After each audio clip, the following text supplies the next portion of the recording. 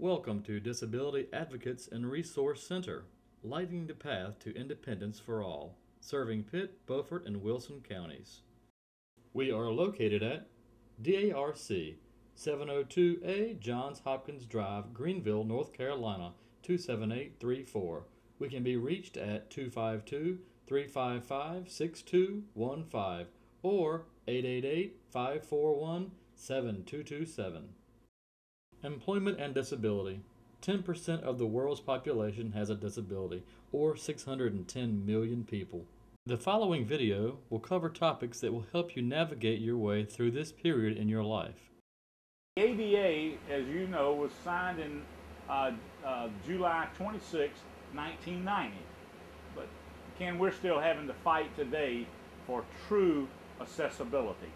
And when people ask me what is the ADA, I said it was a law signed into place to help level the playing ground for everybody to go where everybody else goes and be able to do what everybody else does.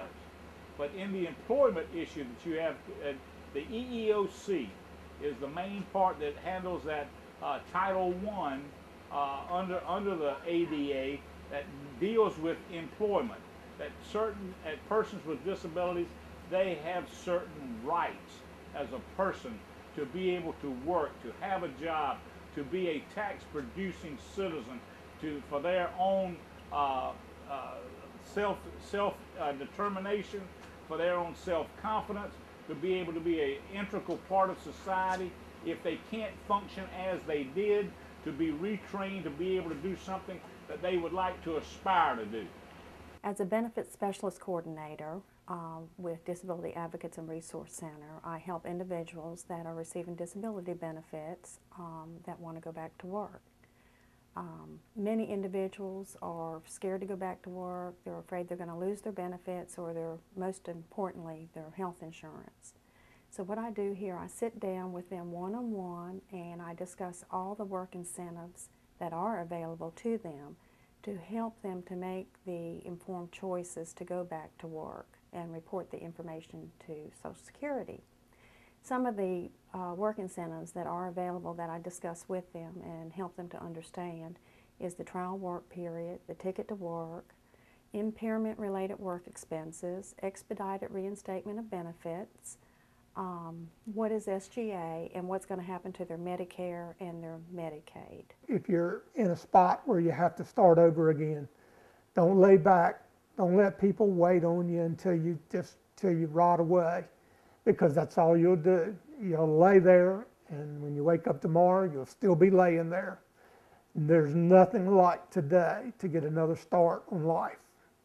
As the Special Populations Coordinator, I work with students who have either a learning disability, a physical or a mental emotional disability, to receive accommodations in school, to provide them with access to their courses and to the campus in general.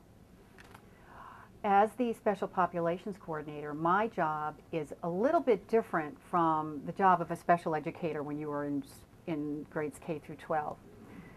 The laws that protect a student at the post-secondary level are different laws. You're protected under civil rights laws, the Americans with Disabilities Act and the Rehabilitation Act of 1973. As the Special Populations Coordinator, my job is to make sure that you as a student have access to the curriculum. And of course, that access to the curriculum differs per student and the individual needs of that student. In order for you to receive accommodations through the disability office, the student needs to disclose the disability, to come to my office and disclose the disability. I, in turn, at that point, will advocate for you to receive the accommodations that you need. So it's very important for students to know that at the college level, they have to be independent advocates for their needs. When it comes to someone with a disability and really getting out there and meeting people and socializing and really building leadership skills, because I think a lot of those go hand in hand, social skills, leadership skills, I think the best way to really do it is to be yourself and to be honest and to really look at your disability maybe not as a disadvantage, but sometimes look at it as maybe an advantage. I mean, you know, there are ways, and I know that's probably a difficult thing to interpret, but really getting yourself out there, being honest, you know, not trying to be somebody you're not, I think is important, and overall just you know, trying to interact with people that have similar interests and similar skill levels might be a good way to start as far as improving your social skills. I started going back to school at night, so on my own. I got started doing nothing but computer classes, server, Windows XP, how to use Microsoft Office, how to use, you know, all the little knickknacks and learning about computers. And after about 9 months or a year of doing that at night, I had enough money saved up. I just quit my job and went back to school full time. And as far as being a good student or becoming a better student, I would say there's a number of things that can be done. One of the big things, I think, is ask for help. A lot of students will maybe come to class and not quite understand the instructions or, you know, something like that. And they'll just kind of go off on their own and muddle through it and maybe not do as well as they could. And I think a lot of instructors really appreciate when the students come to them during office hours or after class and ask, you know, for clarification. I know I always, you know, appreciate knowing if the students are understanding the instructions and the assignment and the purpose of the assignment. So I actually really appreciate the feedback. So I think don't be afraid to, you know, talk to your professor. We like that. we appreciate it, and you know, it's helpful on both sides so that you don't kind of go off on the wrong track. I've worked the past 15 years in the maintenance field, and in July of '09, I was laid off after 5 years with a company that I thought was a pretty reputable company, going to stick around and do the economy. It just flipped upside down. And pretty much when they lay you off, it was they came in on a Friday morning and said, when you leave today, we're done with you. And there was nothing beyond that. We'll file your unemployment for you for the first couple of weeks until we can get you squared away, and then you're on your own. Not fun. I ran into people that told me of different options out there available, and started looking at going to school. And started school here the following winter semester, winter of 2010. And knock on wood, got a 3.3 GPA and hope to graduate next May. And but they don't tell you a lot of things. They just kind of throw you out there in the world, and I think that whole situation needs to be kind of looked at overall, not just by companies, but if a company is there putting a situation to lay somebody off, they need to say, hey, you know, let us get you somebody to help you with a resume and stuff, because they don't tell you where to go to get that kind of help. There is places out there. JobLink will help you greatly. They pay my tuition and a part of my books. Once you start advocating for yourself, it only helps you to build the self-confidence to develop the skills you need to be a successful employee down the road when you enter the workforce. And at that point, you may or may not have to still advocate for yourself with HR or the disability support specialist at an organization that you work for. Definitely think about how to work smarter, and if there's a way to learn that's best for you, you know, experiment and see what it is. Some people learn best from reading the textbook and then reviewing it, and others learn best again in something like a study group. But you know, don't be afraid to kind of look and see.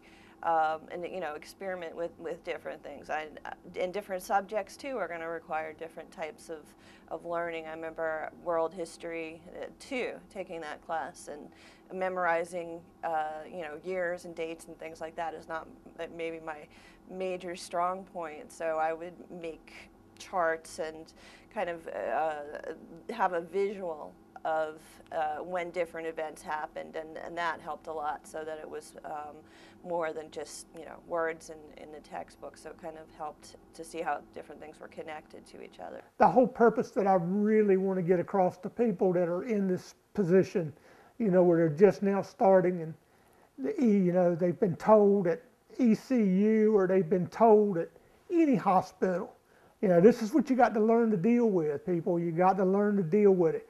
Just deal with it. And a lot of people go home and they crawl up in a bed and they die. I mean, you know, 5 or 6 years later, they just wither away or they become obese, laying there in bed eating and stuff. And there's no need to do that. There's help out there. Go to VR.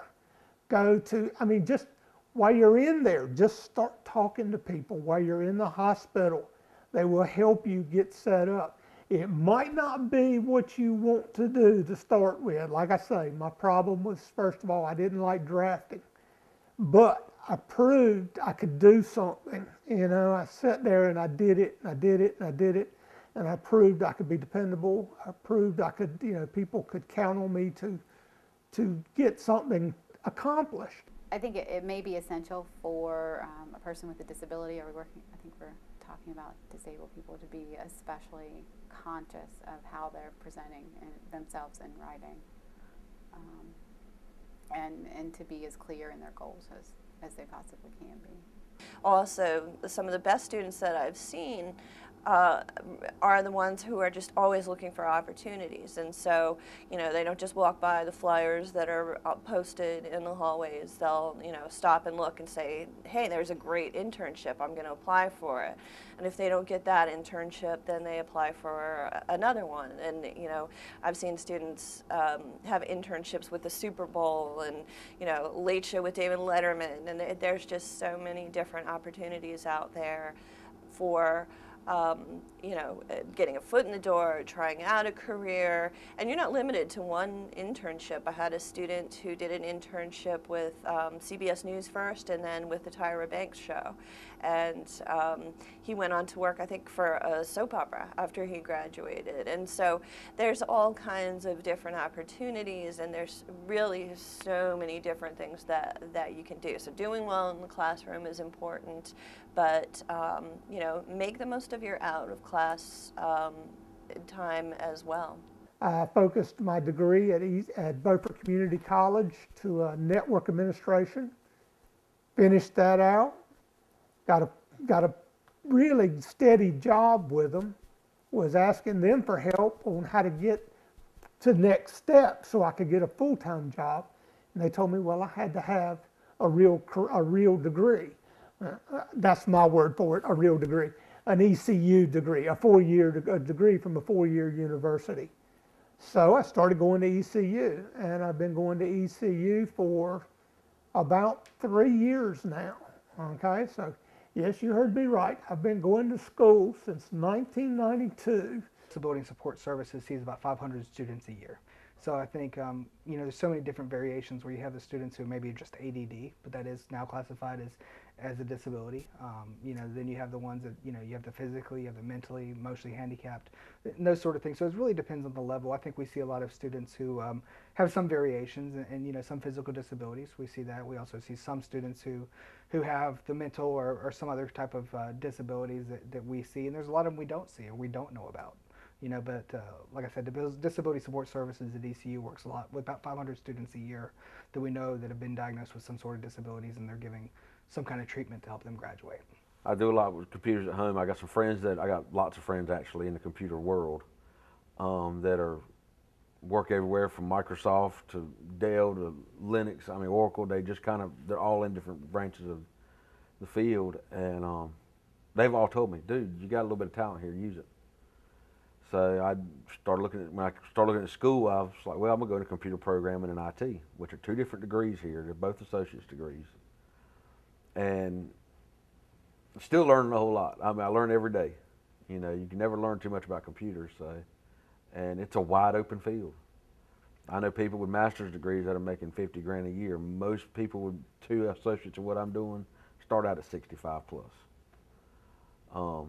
And I would have done that in just over 2 years.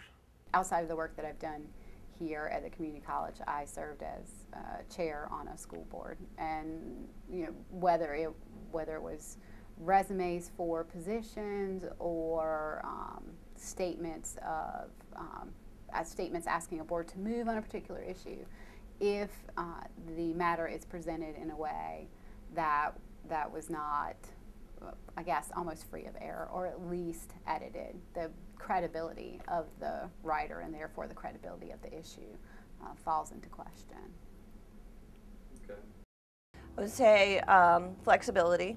You won't always love every single class that you're in, but get what you can out of it, because there's always going to be something, and you never know down the road what is going to be of use. I mean, you might think, oh, I've taken courses in college that I thought I was never going to use it. I use that knowledge so regularly now. Sometimes I teach, things from those courses. So that's one. Be flexible, be open to different opportunities, get what you can out of certain experiences. I think another thing is try to forecast what you can, be able to kind of, if you can, imagine how things might change in the future technology-wise, and that's a good leadership skills, being able to kind of see maybe things that other people don't see coming up coming up ahead. And that's another reason it's so important to read the newspaper, or just keep up with the news and know what's going on current event-wise, and that type of thing. I think another trait that can be really important is creativity, and not just aesthetics and things like that. That's really important to a lot of careers like journalism, but also being able to find those ways to kind of handle certain situations with maybe a low budget, but what's the best way to to get the project done. That involves creativity. So, these are skills that you can develop, you can enhance as you go along. So it's not just well, I'm not a creative person, end of story. It's, well, how can I develop that creativity? The tips I give them are basically to sell themselves. And how they can best do that in print form is to state clearly who they are, what their qualifications are, and what job they want to get. I think the operative word there is clearly. What students can sometimes miss, or what people sometimes miss when they're reporting on a resume, is clarity. This is the job I wish to have. This is the job I wish to. These are the skills that I have. So I think clarity is important, and would be an important factor in presenting oneself for a job resume. One of the things that I think is really important for a student who's transitioning from high school to college is to understand that there are resources for them. Not just me as a disability support specialist or the special populations coordinator, but the counseling services, student services department in general. If you have concerns about what courses you might want to take, every student has an advisor assigned to them who can also help them. When determining what accommodations would be appropriate, that is something that both the student and I can sit down and work up.